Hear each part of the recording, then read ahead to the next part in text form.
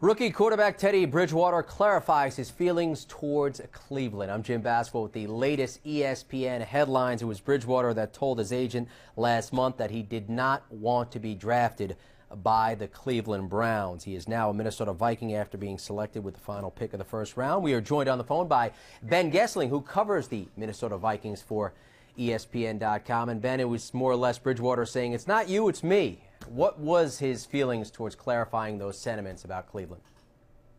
Well, I think as he said today, it wasn't as much about not wanting to be in Cleveland as just that he was pretty certain he wanted to be in Minnesota. He had a good vibe with Rick Spielman, the general manager, the head coach, North Turner, obviously the offensive coordinator here, and the former offensive coordinator in Cleveland, as it turns out.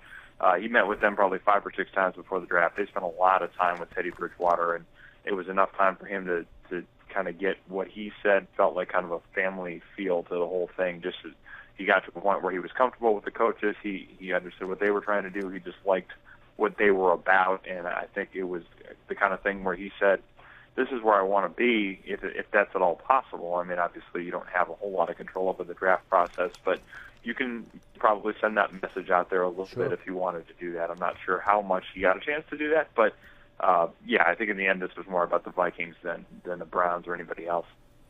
So current Browns coach Mike Pettin just last week has said that Johnny Manziel, who the Browns ultimately did draft at quarterback, is the only rookie that has a chance to start this season. Bridgewater in the mix in Minnesota. How would you categorize his chances at starting as a rookie for the Vikings? Well, to me, it's got to be a situation where he's got to be the best guy in Minnesota to get the job, and to me that has to be pretty clear. I don't see a reason to rush him otherwise. They have Matt Castle there, obviously. He signed for 2 years, and I think unless Bridgewater is so good in training camp and in the preseason that he shows he should be the guy, there's no reason to rush him. They have Castle signed, and Castle showed that he can play a little bit with this cast of offensive personnel. Last year, he should fit in fairly well in North Turner's system, so I don't see a reason to run Bridgewater out there on September 7th unless he's the guy. It's a little bit, to me, like what the Seahawks had a couple of years ago with Russell Wilson, in the sense that they went out and got Matt Flynn, a guy that wasn't terribly entrenched. I mean, a guy that hadn't started much, but he was a veteran that had played a little bit. It's the kind of situation where if he's good enough, you can play Matt Flynn or Matt Castle in this case, but if he's not good enough, you can probably put him aside and nobody's going to make a huge fuss about it. It's not like he's a well-established quarterback in that particular market. So it's a good situation for the Vikings.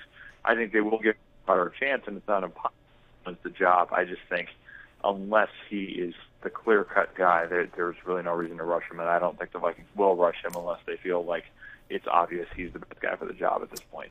The Vikings trading back into the first round to nab Bridgewater with the 32nd overall pick. Ben Goessling covers the Vikings for ESPN.com. Ben, thanks for the insight. You got it. Thank you. Again, you can read more about this story right here on ESPN.com. With the latest ESPN headlines, I'm Jim Baswell.